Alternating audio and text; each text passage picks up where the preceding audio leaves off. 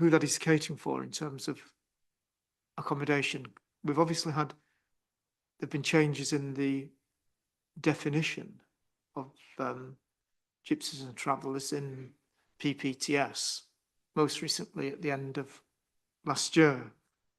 And I'd just like to hear your views, first of all, on whether the way that document's presented in terms of the totality of the information there is, whether it does encompass people who would meet, and obviously I'm interested in the latest version of PPTS, whether it encompasses those people who may not travel. Mr. Cottle, you. Well, I've understood ORS's methodology, I stand to be corrected, as always highlighting that those who are non-PPTS are still to be catered for. Yes.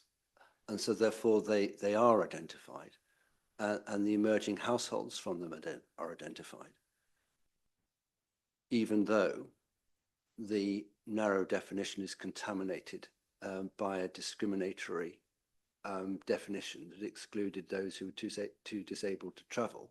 The other columns or cohorts, yes, are still identified and counted. So it's covered by the 2017 refers to them. It's in the summary on the second page, most clearly set out. Yeah, I think it's also in an annex, isn't it, at the back? In the tables at the back, yes. Yeah, there's. I would refer you particularly to. Where do you want me to go, Mr. Cottle? It's at paragraph 101.12 and 1.13 on page 2, is it? Well, you're in the summary, I think, aren't you? Oh, yeah, that's right. Yes. Let me see. I was somewhere else, but page 2 and 114 as well. So, Pete, are you in the GTAA? That's right. Yes. Page 2. Page 2 is just an interrupt. And you've got them. You've got them in Appendix B and C as well, of course. I'm just trying to find the first reference you gave me. Appendix 2 doesn't see. Executive summary. Right, that's, sorry, for some reason it's page 6 in my version. All right. I've got the executive summary anyway. Which paragraph was it? Paragraph 112, 1.12, 1.12, 1.13 and 1.14. And then there's a little table, figure 1. That's right, yes. Yeah. And then you have to go to Appendix B and C to find the table figure 2 equivalent. Yes. So from your point of view, Mr. Cottle, is that covering all the groups that it should do? It tells us about them. Yeah, I'm not saying that you agree with the numbers. That's right. But in terms of the approach. That's right. Yes. Indeed.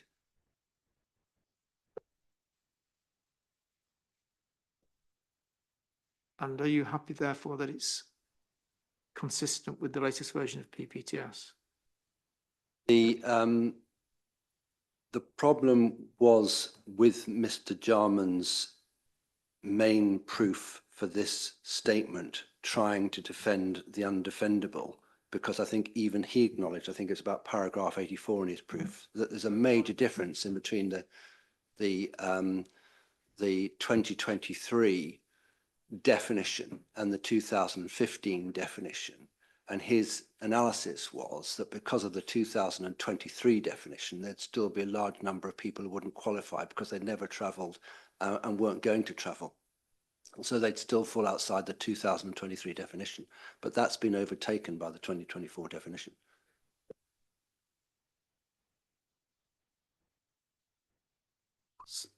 So are you saying that you're happy that the GTA approach does include the people who meet that definition? Well, one has to remind oneself that every time the figures are being talked about, and it's most clear when you talk about the Waverley interim 5-year travel accommodation supply position, households that meet the planning definition, they go forward leaving out the undetermined and leaving out the non-PPTS, if I may call them that, outside of the definition. So you have to qualify every time you read a conclusion by, oh, you're not counting those outside of the definition. So as long as you bear that in mind. But is the information there in the GTA? The information is there, yes.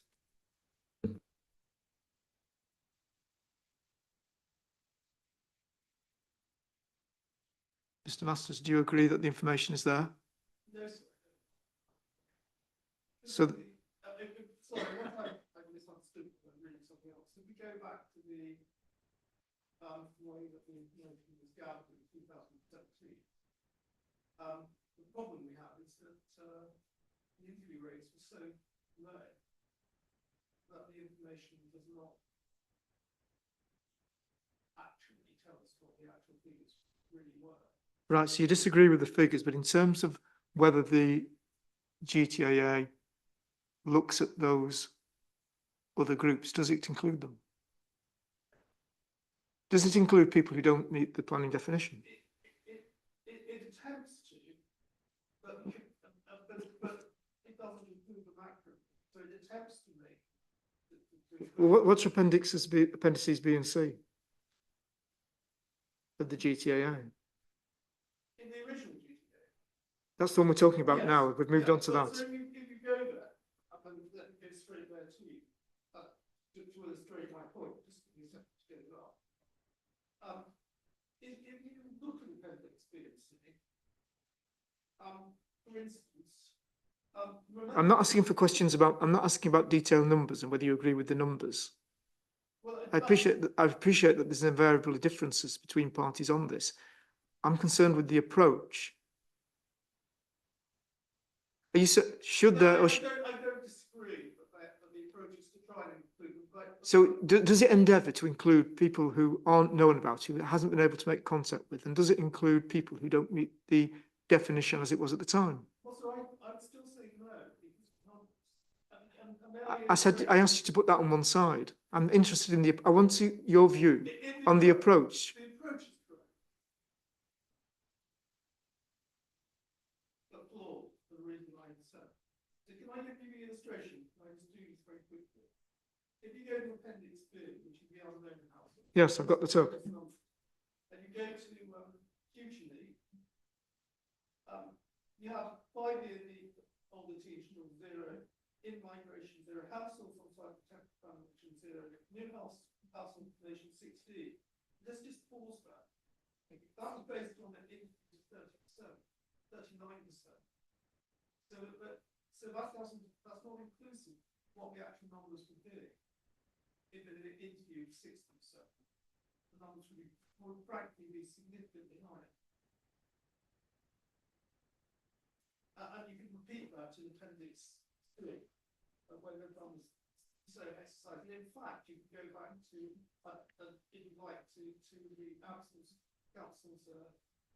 figure for appendix figure 10, isn't it? Where again, you look at future need outcomes.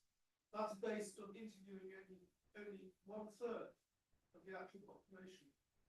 So the numbers, household population, after 5 years supply, going to be significantly higher.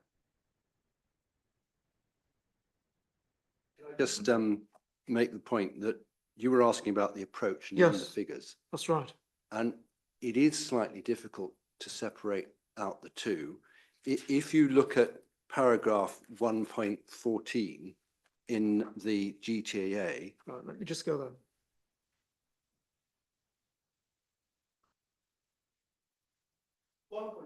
One 1.14,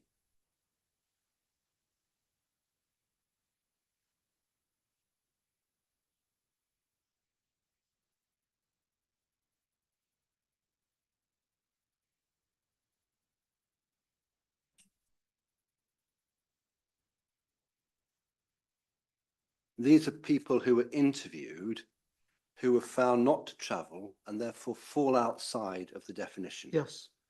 And because they were spoken to, there's a conclusion at the end of 114 saying 7 new household formations from those households, those very few households that fall outside of the definition. And yet when it comes to the unknown households, and I'm not saying that ORS are magicians, I'm not saying that they could solve this problem, but if you haven't interviewed them, then your figures are necessarily vague. And so therefore your emerging household figure is going to be lower. How can you accurately present emerging households from people you haven't interviewed when it was so high for the those who are not travelling. So that's specifically part of the problem identified in the Haber decision by the inspector there, and that's why she made them go and do the interviews, until she got up to 90%. Then the emerging households, the 5-year figures went up astronomically. And of course, if you don't interview them, you're basing those emerging households on 39%, not 100%. That's poor, which is why, yes, you can do it, but you only can do it once you've interviewed, which is not correct. Not.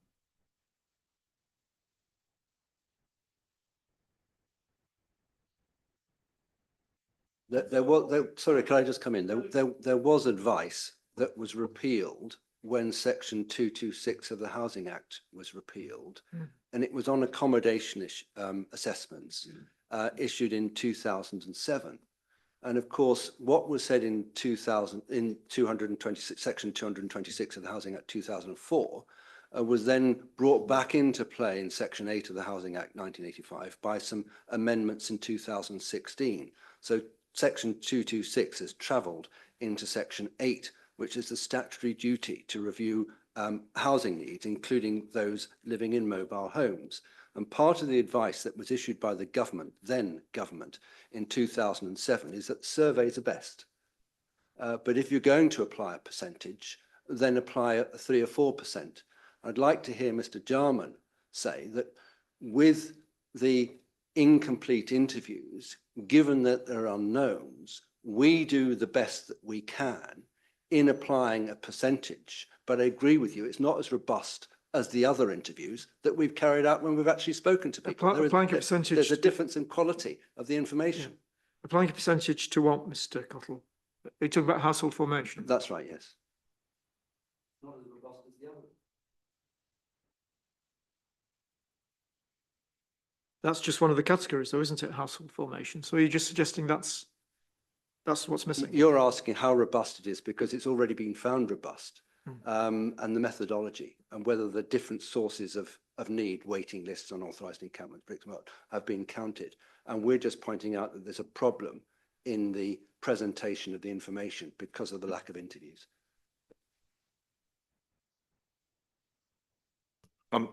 The thing is, in relation to that, sir, is if you're interviewing a low percentage, there's a danger that the households you might have been interviewed have a lesser number of children than those that you didn't interview.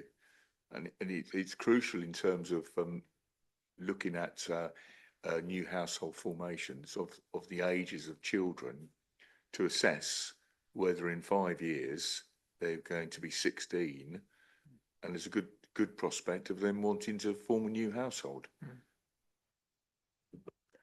So of course, if you're adding a percentage to some stage to what the need is or brick, but your analysis of the need figure is poor because you've only done an analysis of 39% instead of 100%. Then any percentage you put on that is going to be drawn as well. What we know is where it is that the bigger figures are the 5-year house 5-year growth and the household formation growth. And you can get that from interviews because you'll know straight away if people are doubling up, and you'll know straight away whether or not children are going to be 18 and marriage within the next so many years. But that information you just don't have, you don't interview. You can't apply percentage to information that you just inferred together, which is why the higher the percentage, the more accurately projected is going to be at the end of the day, which is why a 39% figure is totally flawed. If you ask Mr. Jarman, he'll accept 39 is flawed. Well, Mr. Jarman will give him his view. You don't need to give it for him, Mr. Masters. So we can start with the fact that the GTA it isn't very robust, based on Before I go to Mr. Chairman, I wanted to ask you, Mr. Cottle, about figure 10, which in my document is on PDF page 44. This is the ones that meet the planning definition at the time.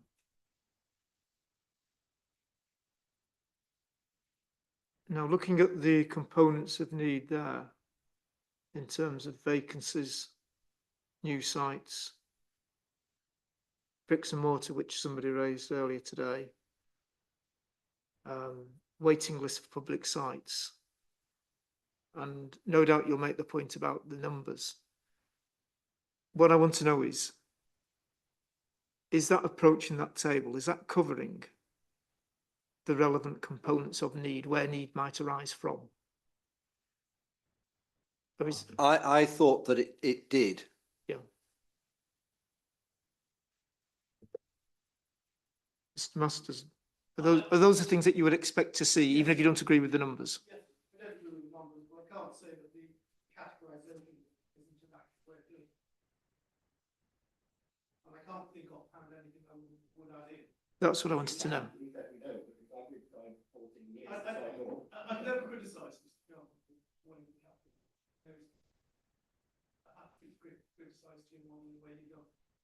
Okay, thanks. Right, Mr. Jarman, let me come to you. And there's a criticism being levelled about the robustness of the GTAA because of the response rate to interviews, which Mr.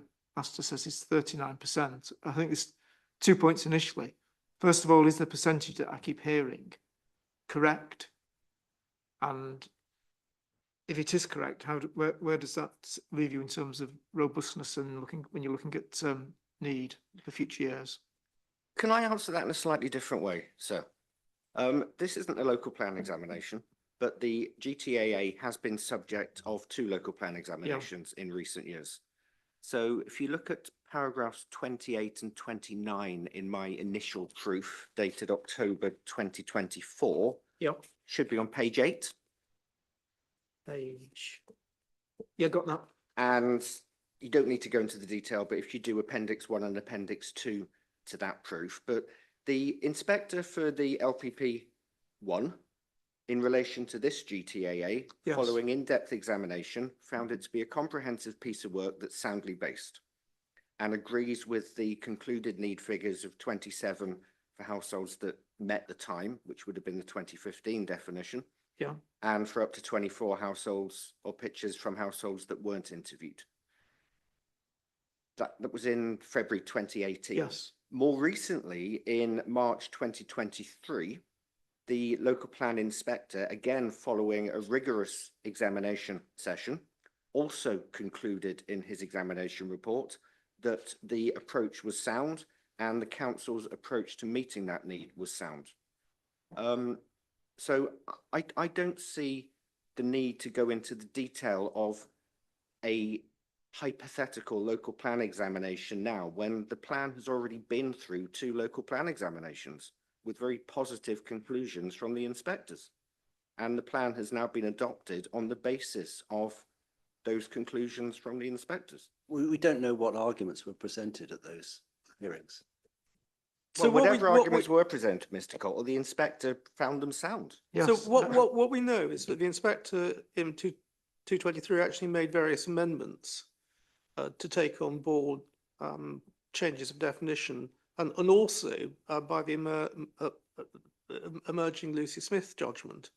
But things have moved on in the last two years with the change of definition of the MPPF and the PPTS, and whether or not today he would make the same analysis. Well, we can't speculate about that, Mr. Masters. No, we can't. I'm not going there. No, so we can't. But in terms of robustness, it's not certain, by bearing in mind his recommendations when he found the GTA by itself robust. It was only robust when taking into account the recommendations he made at the time. Well, the point I'm making is that there will be other recommendations to be made now about this. But the point is, no one at that time put to him a question about the robustness of the interview rate. It wasn't discussed. Well, Inspector, if I can just chip in with my Yes, two Mr. penny Linton. worth. It's one thing to debate the need figure and the supply figure Yes. at an inquiry forum like this. It is a completely different thing to try and second guess documents that have been through the local plan examination process and been an extensive. No, we're not going there at all. So that, and so I think in my submission, Mr. Jarman is quite right to draw your attention to the Yeah. process. And if we needed to go into more detail, we've obviously got the decision that you'll have seen in his paragraph 16 of your brother inspector, Mr. Willows, at the Burnt Hill inquiry last summer, when he looked at the matter again and found that that was a robust assessment of what the need was in the GTAA and followed that process. So yes, there have been things that have changed, and it's right to look at those. But in terms of the response rate and the methodology in the GTAA, I would suggest it's not appropriate to second guess that. I don't want to second guess things, but I So would. no one's asking M- for that. Mr. Masters, you Yeah, don't need sorry. to intervene every time there's a gap. Sorry, sir.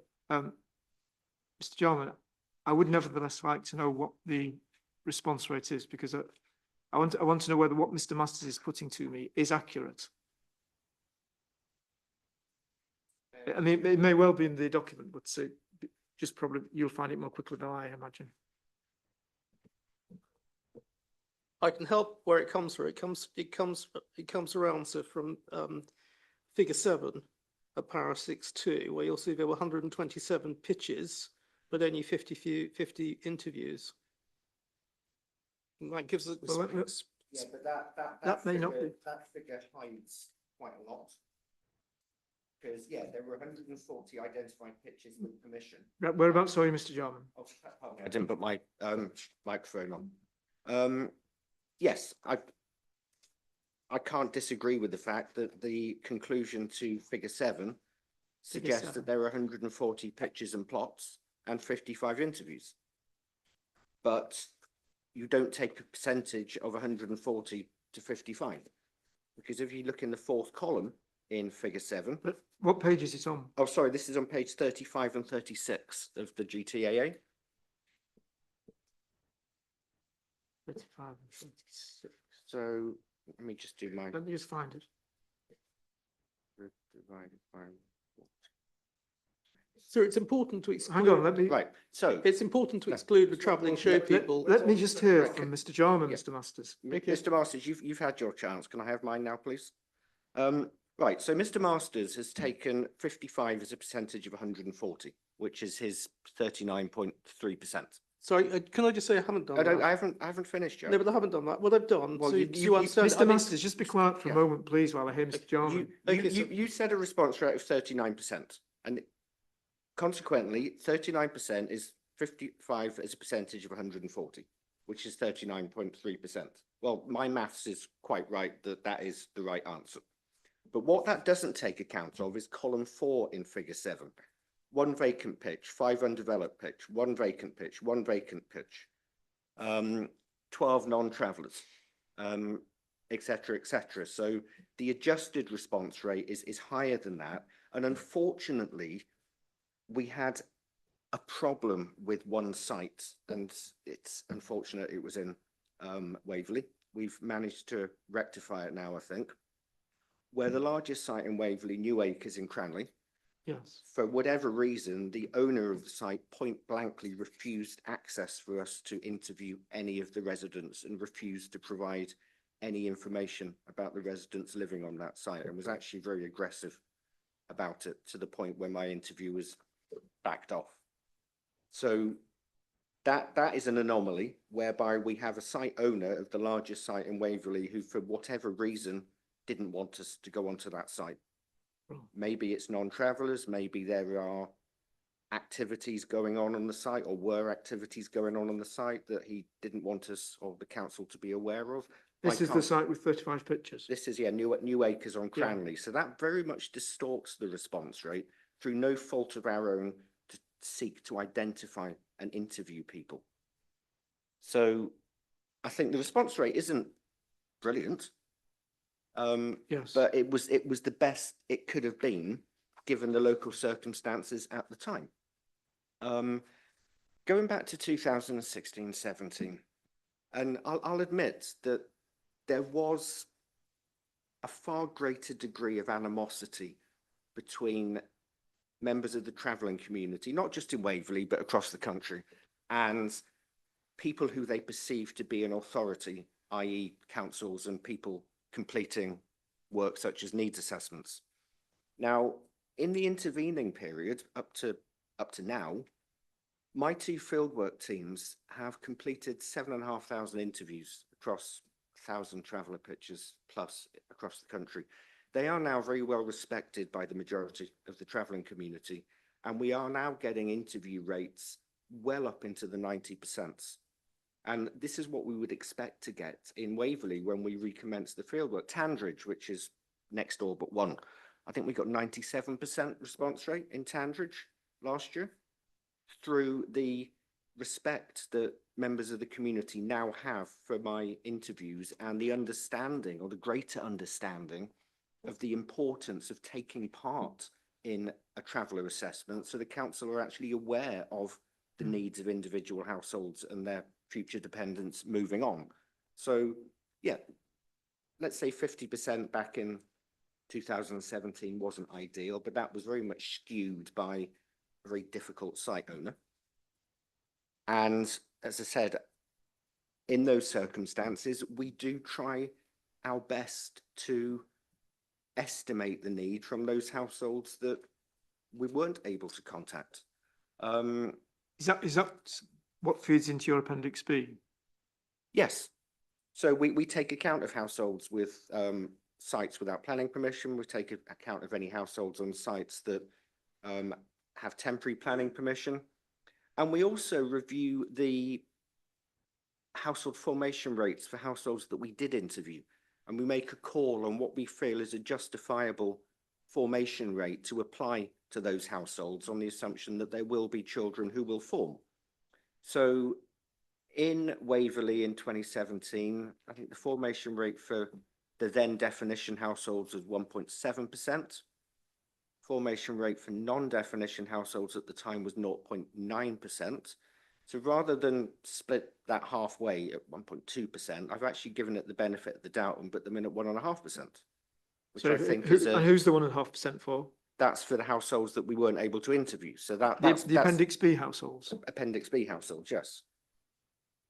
So I've made a judgment based on not seeking to overestimate that need, but to use my professional judgment based on the formation rates for the households that we did interview. That was 1.7, wasn't it? Yes. So why was it lower? Because it was lower for the households that didn't meet the definition. So I've taken, because less households didn't meet the definition, I've been a little bit conservative and not gone slap bang down the middle. I've gone a little bit closer to the 1.7. So I think that at the time, that was the best approach, and that approach in terms of dealing with unknown or undetermined households, as we now refer to them as, has been accepted by your colleagues and was accepted by your colleagues at both the local plan examinations for LPP 1 and LPP 2.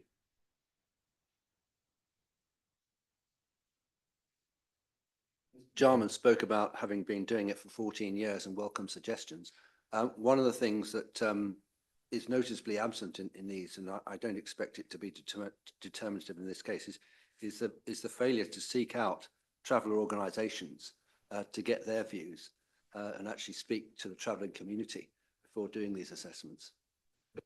So if I could just comment on my 39% doesn't come from 140 and 55, because that includes travelling show people's yards, which I've excluded. So as I said, when I said it, it's 127 travellers. So it's 127. Hang on, if you're giving me a different reference, let me find it, Mr. Yeah, Master, it's page 36 of the GTA. We're still in figure 7. And you see the last Hang column. on, let me.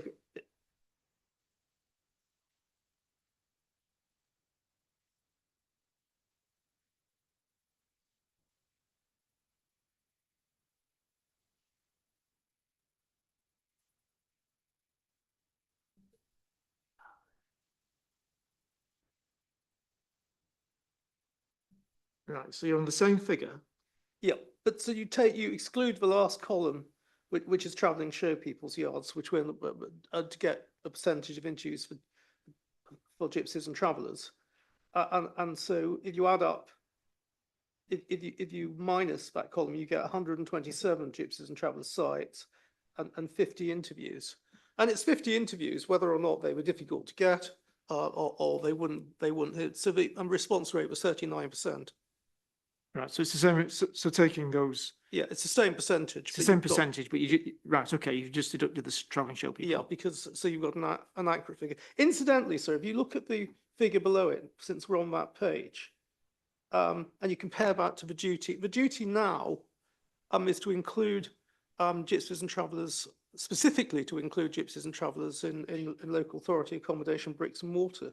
The best that the council did in 2017 was interview 2, and then in everywhere universally they made no figure at all. It was 0 everywhere for any travelling from bricks and mortar to there. We say that's hugely underestimate of the situation now. So, and just to go back to one point you made a few moments ago, sir, we're not asking you in any way to review the situation in relation to the local planning inquiry, because of course the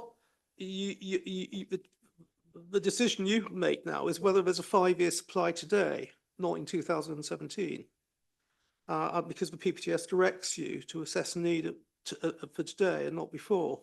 And we say, based on the figure today. Well, don't jump the gun. I'm going to come to that in a moment. Yeah. Okay, sir. But that's the approach we're going to be suggesting you need to take here.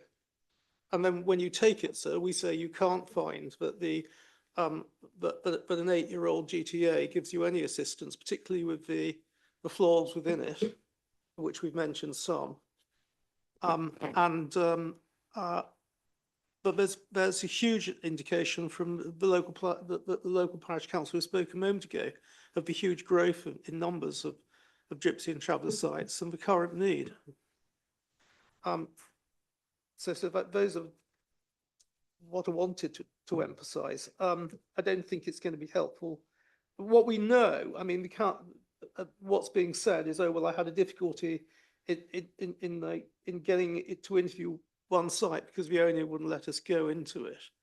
Well, those are the sort of difficulties that ORS had in Havering, sir, and they were made to go back by the local planning inspector 3 times until they overcame the difficulties. They've learned from that experience. They know there are other ways of doing these things. That doesn't make their examination any less flawed, because they've learned the lessons. They're now getting 90% success rates they didn't in those days. It just makes the point that little reliance can now be placed on something so outdated. If I can just add, sir, Mr. Woods, yeah. thank you, sir. Yeah, on a precautionary basis, we have 64 unknown households in the GTAA, and on a precautionary basis, we ought to be meeting the needs of those persons. You know, taking a very low percentage is not particularly helpful. And to pick up on Mr. Jarman's Are we point, going into Appendix B then? yes, sir. Let me just get there. And it's also in internal page 45. If you on the PDF, sets out the number of households there. 64. Mr. Jarman sets that out. And So also, what was the internal page? 40? the internal page is 45, sir. Pitch needs unknown gypsies and travellers. Below figure 11. Sorry, I meant internal page, yeah, PDF page, yeah. PDF page. Yeah. Gypsies and travellers. So, Below figure 11, Oh. pitch needs unknown gypsies and travellers. Yeah. It sets out 64 households weren't interviewed. So on a precautionary basis, you know, their needs should be included. Going to Mr. right, and Mm. is that not what Appendix B does? Well, it's a percentage, isn't it? They're not all included Well, I in think, terms of the needs, in terms of the need for pitches. well, what, where you've taken me to, Mr. Woods, that page, paragraph 727, that refers to the base of the 64 households, which I think is what you've just referred to. And then it applies the growth rate of 1.5%, Yes. you heard from Mr. Jarman, Yes, and that's, it does that, sir. and then, What and you get, that's where you get the 24 from. I understand that, sir, but my point is that you should be on a precautionary basis. Yes. You should be meeting, including the needs of all those 64 households, not just a percentage of them. What do you mean? So could I illustrate it for Mr. Well, no, I want Mr. Woods to Yeah. complete his point. Yeah. If a growth rate's been applied to that base rate, Yeah. what are you saying should have been applied, or? It shouldn't have been a base rate at all. It should have been all 64. Not a percentage of a 64. Not doing a percentage, because that's it's just producing a statistic, isn't it, rather than real evidence. So could I, So, Mr. Woods I'm not, is referring to the proportion of uninterviewed who are treated as within the definition. yes. So could I illustrate that by asking you to look at figure? no, I'm sorry, I've got to understand Mr. Wood's point, because, So I think I can explain it to you. well, by- Mr. If it's by- Mr. Wood's point, okay. it's up to Yeah. Mr. Woods to explain No. it, Mr. Masters. But If I, perhaps I'm not making myself clear, sir, but Well, it seems maybe to me me just that not if there's 64 unknown households yes, and you only do a percentage, you yes, work out a percentage, we're not including all of them. And on a precautionary basis, you should include all of them. And that would make it more interesting, I suppose, for a higher percentage of interviews. Because if you're going to include them as having a need, but they might not have a need because you haven't interviewed them, but we'll include it as a need. There's an incentive to actually interview more people, isn't there? Rather than coming up with a figure and having a percentage. So all of those 64 should be included as meeting the need, and in the need, but also what So we are you haven't saying that- got, we've got a are you saying percentage of expanded households. if we go to Appendix B, which is where we see the 64 and the 24 on internal page 56.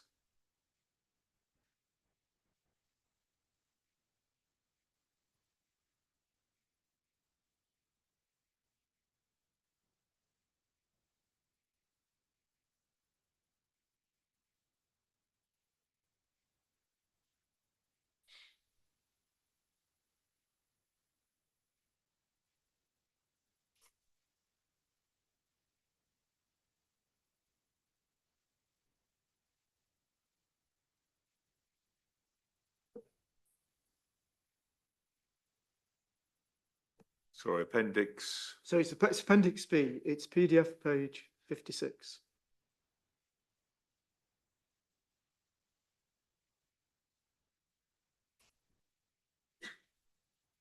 I hope it's the right appendix and that we're not talking at cross purposes. So it's figure 15 is the one you're looking at, isn't it, Inspector? It is, yes, yeah.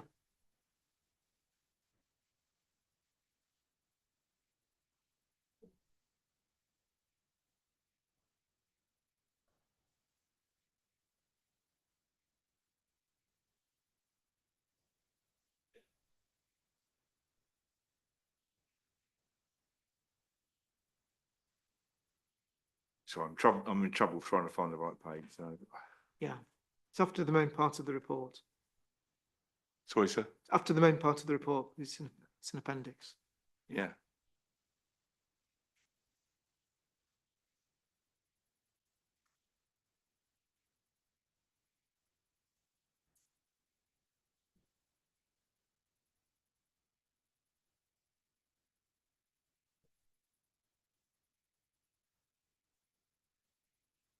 Appendix B. Yes, Mhm. headed unknown households.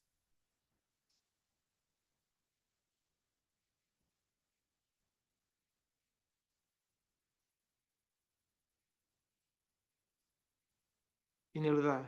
Yes, I'm there, sir, yeah. Right. Well, that's got, two. Yeah, what it does is new household formations. It's at the base number of households, 64, and a formation rate of 1.5%. So is, Mr. John will come in no doubt soon on this, but is that 1.5% not being applied to that base population? Is it not, sorry, sir? Being applied to that base population? The percentage is, yes. Yes. But I don't think that can be correct, and it's not So it's a convenient figure. are you saying that the number of unknown households is wrong? Are you disagreeing with the 64? No, number of unknown households. I'm sure that's Correct. That's So correct. You agree with the 64? yes. And what are you saying there should be a different formation rate? Yes. Shouldn't be as low as what's suggested there.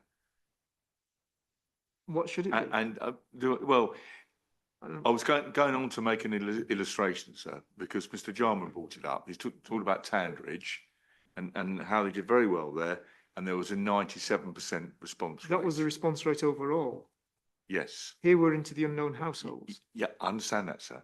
But response rate overall, and what happened in Tandridge is the increase in need as a result of the surveys that were carried out was substantial. You know, from a very low base level to a very high base level in terms of numbers because of people that were interviewed.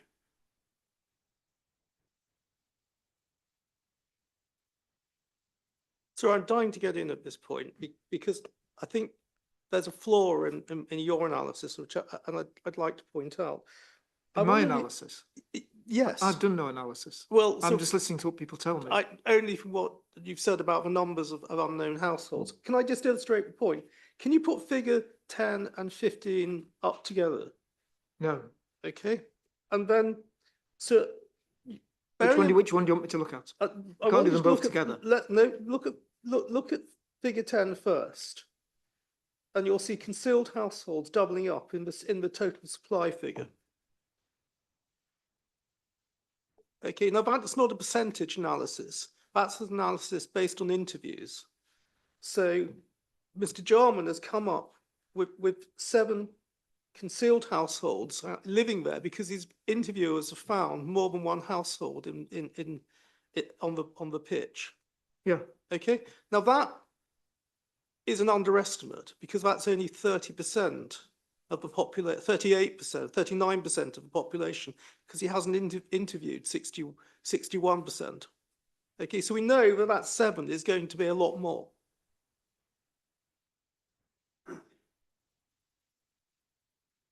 And then if you go over to Appendix 15,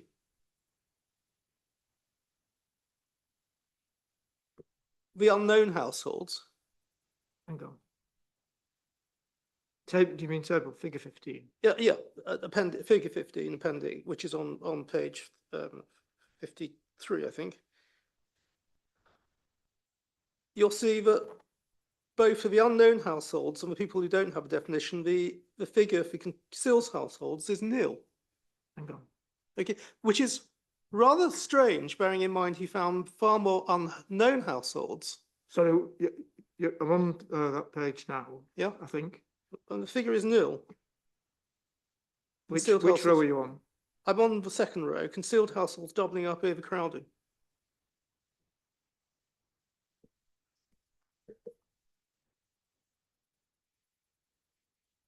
Yes. Now, bearing in mind, sir, that the population he found was 64 unknowns and 26 who met the definition.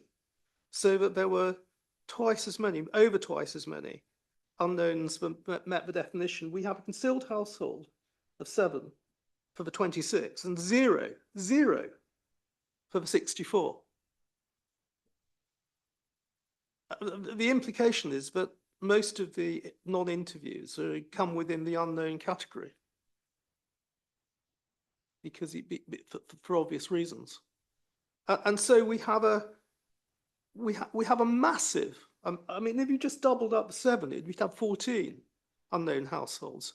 And then those are the figures you then take to get your percentage. So if you're starting at a reduced figure analysis of how many households there are, then any household growth figure is woefully inadequate as well, whether it's 1.5%, or the 3% that was recommended Okay. in accordance with the definition. And so that's why, sir, you just can't take the figures and say, well, he's catered for it, because quite clearly the non-interview has an effect.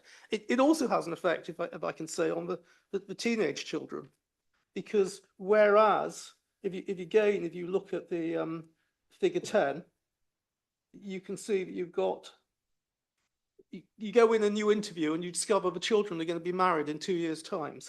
So you know how many extra households they're going to be. And the figure is 8. And then if you look at the figure for the unknown households and for the people who don't meet the definition, the figure again is 0. And again, you can ask yourself, well, how can it be 8 for a population of 26 and 0 for a population of 64? It's because simply they've been ignored and not interviewed. And so the figures themselves tell you that there's something fundamentally wrong there, and that the household and the actual numbers of households are going to be greater. Okay. I think that obviously time is coming to a short adjournment, but I just wanted to add that I was making a similar point when I was referring you to paragraph 114, showing that the number of emerging households for those who fall outside of the definition who were interviewed was comparatively high, compared with the number of emerging households for those who, a larger number of households who weren't interviewed. And Mr. Woods was asked by you directly, do you accept that the number of households comprising this column of unknown, uninterviewed is 64? You asked him directly that question. And of course, the answer is that it can't be sure, because you can guess that it's one pitch, one household. But if an owner of 35 pitches doesn't let you in, you might have actually more households on any one of those pitches. Children who are going to create households. Right. I've heard extensively from the appellants. Mr. Jarman, would you like to respond to the points that have been made, particularly about Appendix B and the need arising therefrom? I mean, again, sir, this isn't a local plan examination, and the methodology and the figures have been found sound by 2 inspectors as recently as 2 years ago. I take on board some of the points that Mr. Masters and Mr. Cottle have made, but I just go back to the outcomes and the conclusions of the 2 local plan inspectors.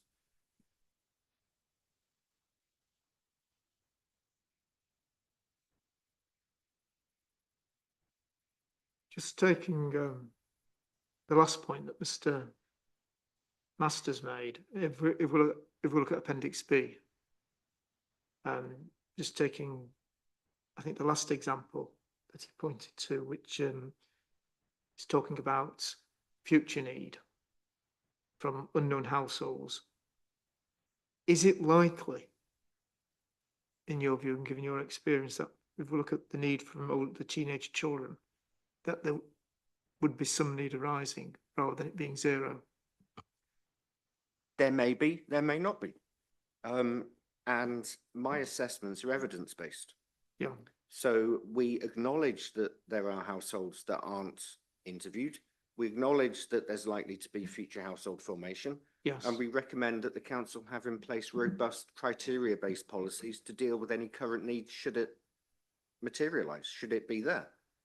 And I think that given the permissions that the council have granted on a number of sites where interviews weren't completed, it proves that the policy, there's not been a failure of policy, there's been a success of policy, and that the windfall policy has delivered to seek to meet a proportion of the unknown need, where it was subsequently identified through the development management process. And I think that's common across local authorities across the country, in that you can't plan, you can't allocate for what you don't know in terms of your 5-year allocations, but you need criteria in place to fairly consider applications against development management constraints. And I think I know we'll discuss this after lunch, but Yeah. the sheer number of pitches that have been permitted through said policies in Waverley shows that there's been a significant success in policy. Does it mean though that, given the points that have been made and the fact that clearly that, as you say, you can't allocate what you don't know, that the figures that you're giving are they minimum figures? No, and I think to go back, we've had a lot of discussions about definitions. Yeah. I mean, the point the council have sought to make is that whilst I had an obligation at the time, and had an obligation more recently, and I've got an obligation with the new assessment to apply a definition of a traveller for planning purposes that is appropriate at the time of assessment. Yes.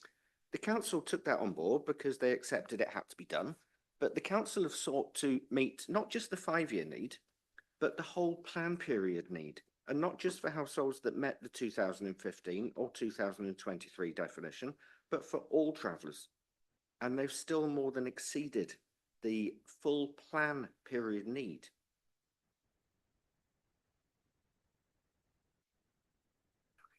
And I know we'll get into that in more detail after lunch, but I just wanted to sort of close on that point to say that the council have gone way beyond what would be expected of them in terms of the requirements they have under planning policy guidance.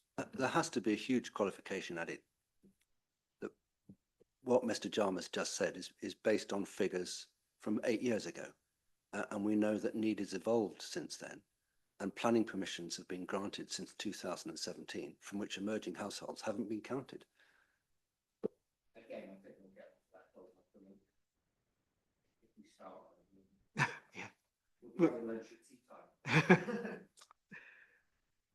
I think the only other thing I wanted to ask you at the moment, Mr. Jarman, and then we will take the lunch adjournment, is just it's anticipated by Mr. Cottle, is simply the age of the GTAA. We've heard the reasons why the further work has been put on hold, and there's nothing available. So we have got the 2017 base date.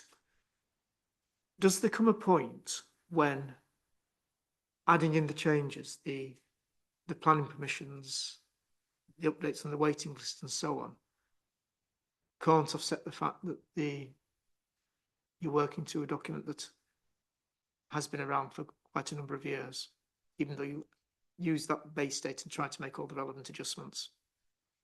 I think that the chronology can't be argued with. I mean, the assessment has a base date of 2017 and we are now in 2025. But to revert back to my previous points, it was found to be sound by inspectors in 2023. And as Mr. Ward will get onto later, there is significant evidence that pitches that have been granted permission for gypsies and travellers aren't being taken up and occupied by gypsies and travellers. And we'll get to it after lunch. To me, that is an indication that there is no need for those pitches for gypsies and travellers, else they wouldn't be rented to all and sundry. Okay. Right. Inspector, Come can I back. just? Sorry, no, wait a no, minute. no. I just, Inspector, maybe I just wanted to remind everyone that the exercise that GTAA is doing is obviously that set out in PPTS. So in paragraph 9, it's looking at setting the pitch targets for gypsies and travellers, and that's what it does for the gypsies and travellers that you know about at the time of the document. And that document, much like any other need document that is used to inform a local plan, is then used to inform a local plan in terms of how one moves forward, and you assess against that document. So yes, I suppose what I'm saying is reiterating what Mr. Jarman has said, which is that it's quite proper to allocate on the basis and to work on the basis of what you know about. Indeed, that's all you can do, and that's all that PPTS tells you to do. Obviously, there's matters of weight and things that you look at, but what we're looking at this part of the examination is whether there's a 5-year supply, and that's whether there's a supply met that meets the need identified in the target, which is the target set in GTAA. So that's a very convenient place to, since paragraph 9 has been quoted, to quote the pivotal paragraph for your purposes on this section, which is paragraph 25A. Because your job now isn't to review the local plan or anything like that, but your job set out in 25A is to the relevant matters for you to consider is the existing level of local provision and need for sites. So we're looking at what the 5-year supply is for today and ongoing. That's just what's been mentioned. Yeah. Yeah. I Yeah, don't but think there's any disagreement between you on that. Well, but that wouldn't make Chris grateful, sir, because in fact, And we'll come to that after lunch. that's before- Just finally, the GTAA is also done or is meant to be done to discharge a statutory duty. It's a duty that's placed by Parliament on local authorities under Section 8. And it's not confined to paragraph 9 of the PPTS. It's discharging a statutory duty, which this authority seems to have forgotten by putting it back a couple of years. That statutory duty was abolished under the 2016 Housing and Planning Act. There's no longer a statutory duty to assess the needs of gypsies and travellers. There is a requirement under planning policy guidance to undertake and complete a local evidence base, but there's no longer a statutory requirement specifically in relation to gypsies and travellers. It's those in caravans.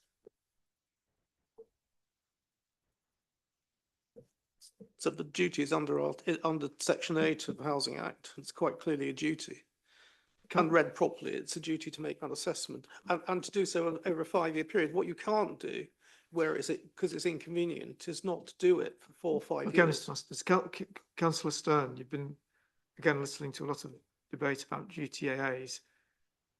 Is there anything you want to say on the 2017 one about?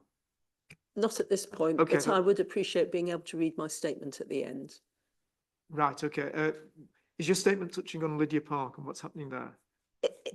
It's general perspective from Bramley Parish Council Yes, and about need. my concerns were that there must be a need for numbers, although nobody's mentioned the fact that families grow, but people die as well. So there must be Okay, some availability. Well, if you're talking about need, perhaps we'll start with that after lunch. Yeah, but my stand is really A, the dominance of the area, B, it conflicts with Bramley's night skies policy, and C, the fact that we're aware that these caravans are being rented out to non. So I've got, it's general Okay, well, rather than we'll hear- specific to GTA. If you've got a statement that you want to read from, perhaps during the adjournment, you can ask the council to get some copies for us so that we can refer to it. Okay. That would be helpful for all parties. Right, when we come back, I want to move on to looking at into the actual position in terms of need and your respective views on that. I just want to alter the order of two things on that note I sent out. I think I'd rather start with the local plan position and then go to the 5 years rather than the other way around. I think that might So, be. And then we'll look at supply. We're dealing with need and supply today, aren't we? The country, the landscape issue is tomorrow. No, it was intended to be this we were intended to start it this afternoon. That will all depend on how Well, size your contributions Inspector, are. that's a housekeeping point that Mr. Yes. Masters Well, rightly raises, which I suppose it may or may not be an issue, but seeing as he has raised it, perhaps if I can just raise at this time, we've now obviously got for some time the guidance from PINS as to being impaired after you've done evidence in chief, which would be the normal position. And I'm looking at our time period. It may be that we get to the stage where we've got time to hear some evidence from Mr. Dudley, but we haven't got time to get through him all. And I'm staying in the same hotel as him this evening, so I wouldn't want to be in Perda because amongst other things, he might be buying lunch and we might be eating together. So I just raised that just in a serious point. Though I wouldn't want anybody to take the issue that because we started his examination in chief, that meant that in some way I couldn't have any contact with him over the course of the evening because that would make things difficult. So it may be that if you could just keep that in mind, it may be that the length of time we've taken to deal with what we've dealt with on need anyway, we've got to go through all the 16A material, we've got your items 2 to 5, it doesn't become an issue. But if we're looking at that time of the afternoon and that does become an issue, I'll just ask you to bear that in mind. Thanks for raising that, Mr. Thank you. Todd. Right. So I was going to suggest something slightly. Well, can we, do, I think it's worthwhile doing now. Why don't we, let's kind of disagree, it's because of problems we see in our examination and examination in chief, we'll still ask it to round table issue. right, well, I'll think about that over lunch, Mr. Masters. It's maybe around, way around. Yes, okay. Okay, I do want to take the lunch, Chairman, before it gets much later. Are you okay if we come back just after 2, slightly short, to try and? I was thinking of adjourning till 2:05. But that's fine for us. Thank you. Okay, right, we'll adjourn on that basis, resume at 2:05. Thank you.